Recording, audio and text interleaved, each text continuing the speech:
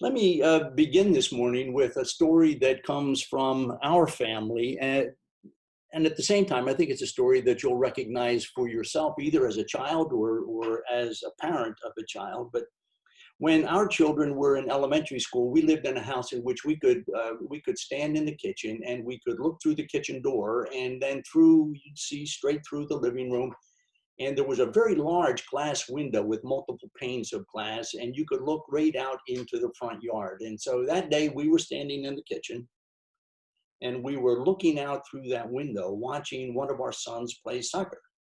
Now, he was all by himself, so he'd kick the ball and run and chase it, then he'd kick it back and he'd run and chase it and kick it back, and he was doing fine, having a great time. But one of his kicks, a mighty kick if you will, hit one of the glass panes and cracked it. I mean, seriously cracked it. You could hear it all through the house. So we watched him, and the first thing that happened was just his shock on his face. He really didn't know what to do.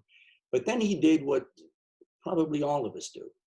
He looked around to see if anybody had seen what had happened. So we just waited.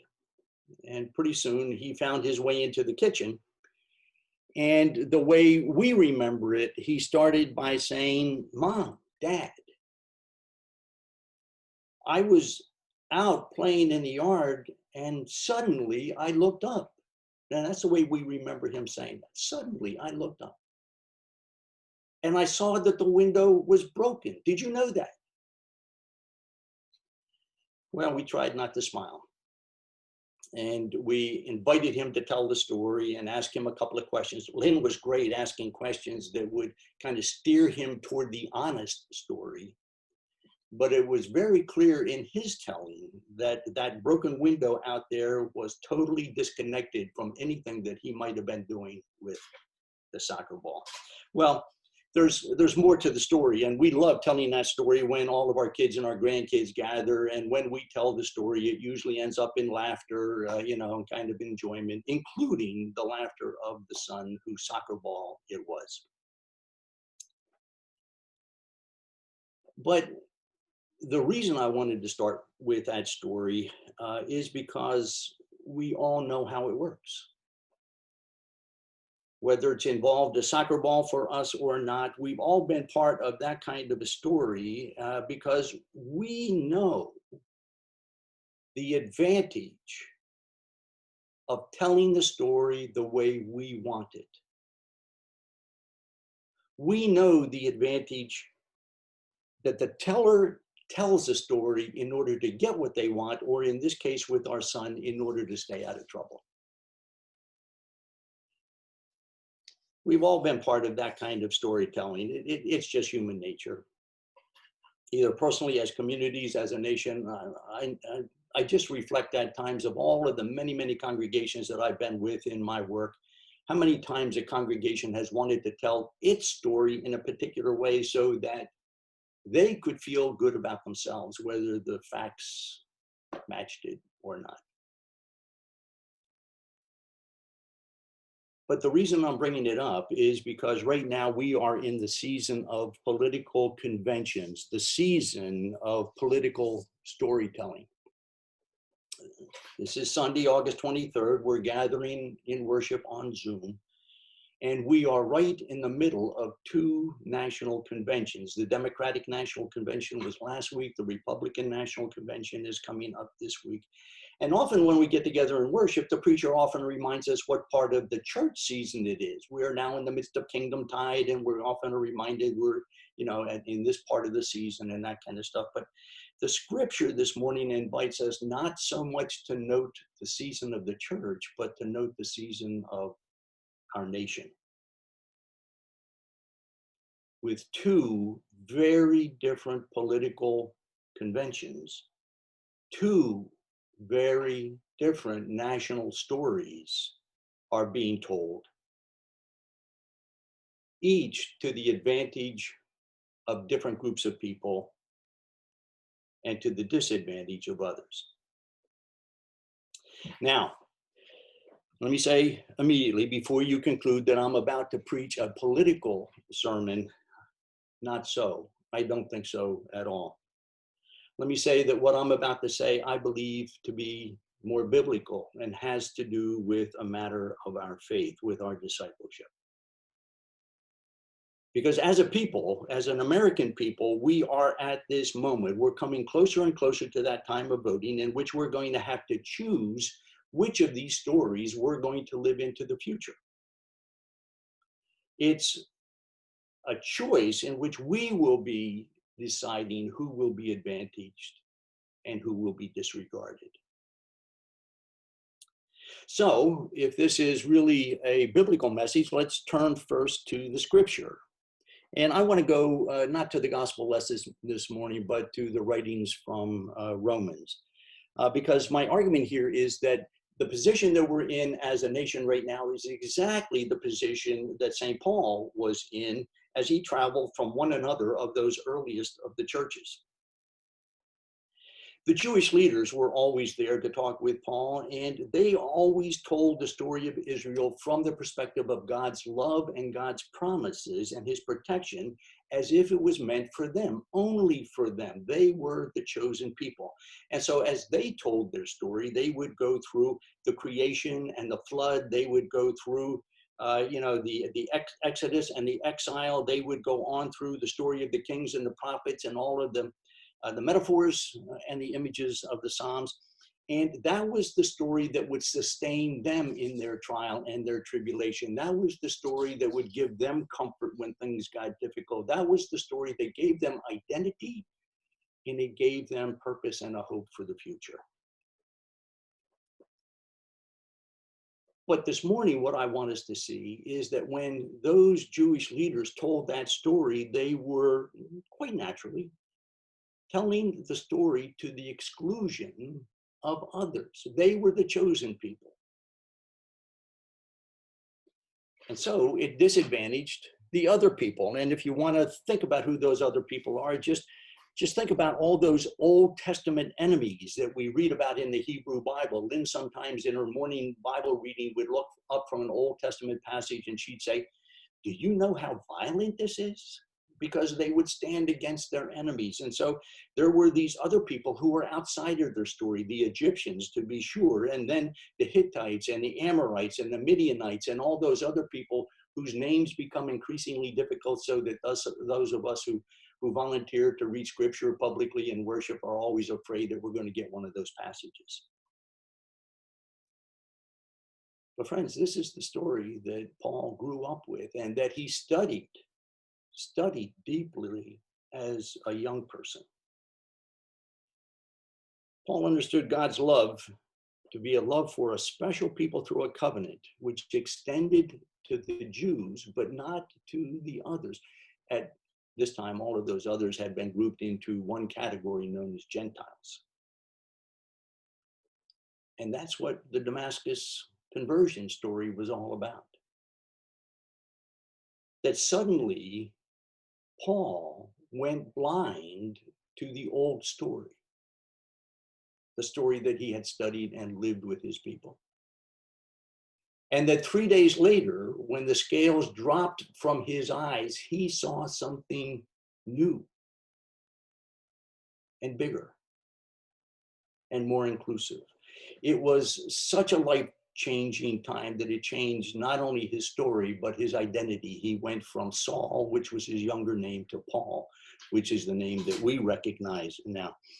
And so he ended up living into a new story that he chose for his future.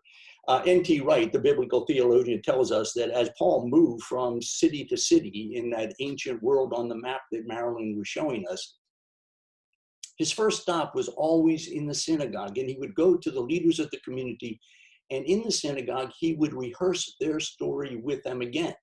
And he would start back at the creation. He would go through the Exodus and the exile and the prophets and the laws. And I imagine that as he was telling them their story again, they were all nodding their head, yes, yes, yes. But then he would come to the point and he would say, but friends, there's more. And he would go on with the news story. And he would say that the love of God that you have known and the grace that you have sought and the promise that you have lived has already been fulfilled in this person, Jesus of Nazareth. And the good news is, it's not meant just for you, it's meant for everyone. Do you see how he changed the story? It was no longer a story that advantaged only some and disadvantaged others. It was now a story of God's love that was meant for all people. Paul would explain to them, this is what the Messianic community was all about. It was all about everyone being included, Jews and Gentiles, male and female, slave and free. The story Paul told did not disregard, disadvantage anyone. And friends, it's no wonder that he suffered beatings and imprisonment. He was asking people to choose a new story that was no longer in their own self-interest. It privileged others. Now, the book of Romans is one in which we're told it is the most complete writing of Paul that tried to capture all of his thinking and all of his theology together. And it is sometimes dense for folk who read it. But for us this morning, it can be captured in what we're looking at here in one particular verse.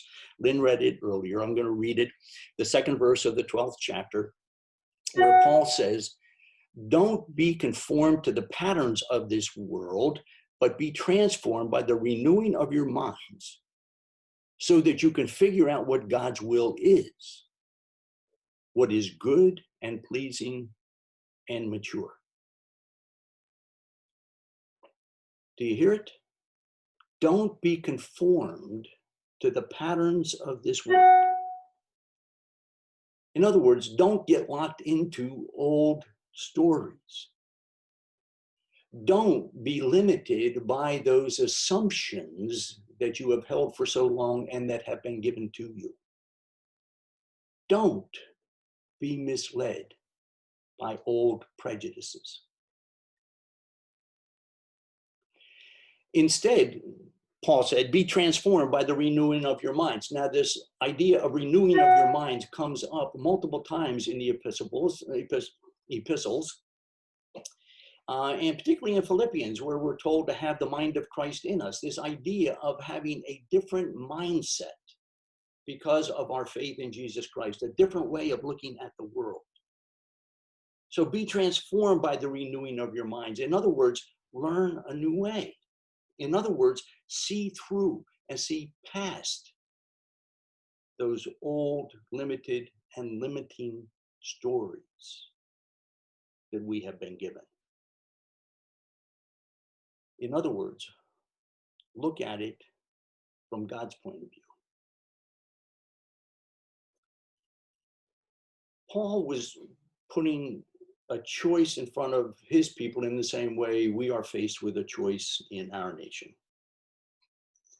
What story would they choose to live into in the future? A story in which blessing and privilege are reserved only for a few chosen people, or a story in which there is a messianic community with a room large enough to include everybody, a table sufficient for everybody to come to? Now, you all know the story of Paul. Are you surprised that he was chased out of town, that he was beaten, that he was imprisoned? Nobody gives up a story that privileges them easily. Not the Jews, not the Romans, not us. If we give up a story that's going to privilege us above others, we have to consciously choose it.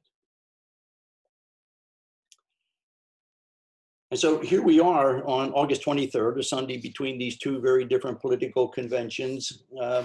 Each has a different story. I don't think that either story is perfect. That's not what this sermon is all about. I think that Friends, we need to recognize that as a nation, we are in a very bad spot. A pandemic, a failing economy, a resurgence of racism and white supremacy, equally a resurgence or a new surge of people who would like it to be different. But we are now in a world gone wild in which, as a nation, with old alliances broken, we're not even sure of who our friends and who our neighbors are. So neither one of these stories is going to come up with an easy, quick answer as we think about our life together as a nation. But I want us to recognize that they are different. And these two different stories are very different in who they include, who they preference, and who they disregard.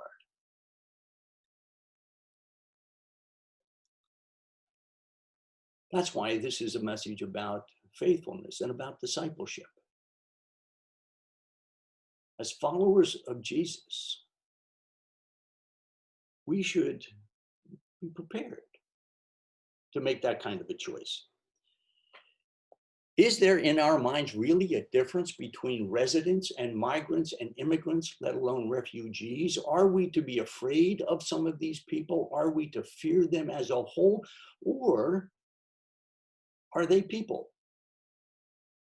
Do they have value and worth that we in fact need, especially those who come to us with the values and the principles that we most cherish already intact in their minds and their hearts? And what about color? Black, brown, red, yellow, white. Is that really the best way for us to differentiate among people? What reason do we give that allows us to offer advantages to white people over other colors? Do we live a story that keeps people apart from their colors, or do we choose a story that wants us to move into some form of equitable relationship without regard for color? These are the choices that we're being asked to make. What about homosexuality and heterosexuality? Is heterosexuality good and homosexuality bad? Do we have no other ways to think about human sexuality and fidelity and caring and marital commitment? If we see one as good and one as bad, is God's creation seriously that black and white? And there we are, back to color again. We're being asked to choose between stories in which the wealthy and the elite of our nation might be seen as so specially skilled, holding such wisdom that they have the privilege of claiming 90% of our wealth and our resources. Is that really the story we want? Or a story in which middle class and poor people are also seen as gifted and needed? Now, I've thought about this, friends. I know that you think I am meddling, a preacher preaching too close to politics, but no, this is a matter of faith. It's a matter of discipleship. Our following Jesus should make us ready for these kinds of decisions.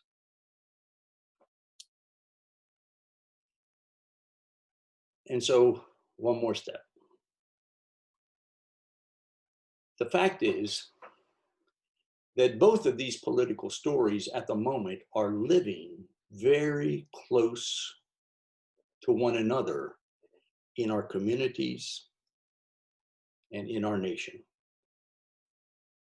Confusingly close. As Lynn and I look around us where we live, both of these stories are in our neighborhood. They're among our neighbors and our friends. I mean, you see it. You see the competing signs on lawns and windows. So the stories are really there to be chosen. And the fact is that, more confusingly for me, both of these stories live side by side in religious communities. Some churches want to point to one text to support one story, while other churches will point to another text or texts or other theological explanations to support the other story. Now, for years, people have been saying to me, Gil, how are you doing? And my standard response is always, well, for a man my age, I'm doing okay. But friends, at my age,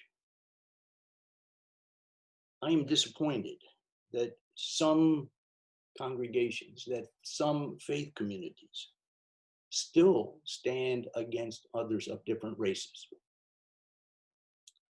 still stand against gays and lesbians, still stand against immigrants and the poor. And if they live in the city, they stand against the rural people. If they live in the rural areas, they stand against the city people. It seems as if even in our religious communities, people are choosing from both of these stories rather than one. How do we know what to choose for ourselves? And again, this is not politics, this is discipleship. Go back to the basics. Matthew 22nd chapter. A legal expert comes to Jesus and says, as a test, Jesus, which commandment is the most important of all? Now, we've talked about this before. Which commandment is the most important of all? And Jesus, out of his wisdom, says this: you must love the Lord your God with all your heart and mind and all your being and with all that you have. This is the first and greatest commandment. Now, when Jesus was doing that, he was reaching back into the Old Testament, in which, from a part now, that our Jewish brothers and sisters know very well as the Shema, the first and the holiest of commandments. So first, love God and love that which God's love expresses. And then the second, Jesus goes on, the second is like it. You shall love your neighbor as you love yourself. Now, again, Jesus was kind of pointing back to what these people knew and pulling it forward. And this was one of the central laws of the Levitical code out of the book of Leviticus. Love others even as much as you would want to be loved, and that you love yourself. Love God first and then love others. But then Jesus went on for the clincher, and he said, all the law and the prophets depend upon these two commands. All the law and the prophets depend upon these two commands. Go back to the basics. Richard Hayes, who is a leading biblical theologian out of Duke Seminary, writes that these two commandments, in other words, are not merely the greatest or the most important. They're not the ones at the top of the list. Rather, they have a systemic structural role. All the other commandments in the Torah are suspended from these two pillars. It is not just a matter of priority, but of weight bearing. These aren't just the better commandments. These are the essentials. Go back to the basics. So, choosing which story that we're not going to live into, friends, it's really not that hard. Will our next story include and express the love that God has to more people or fewer people? That's part of what we're choosing. Will our next story and the support and the vote that we give to it advantage us over others, or will it help us to look at each other as neighbors? People who are a part of us, no matter how different they may be.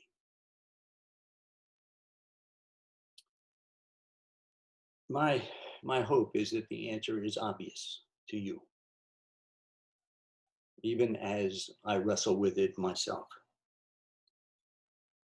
And I can only hope that you will vote,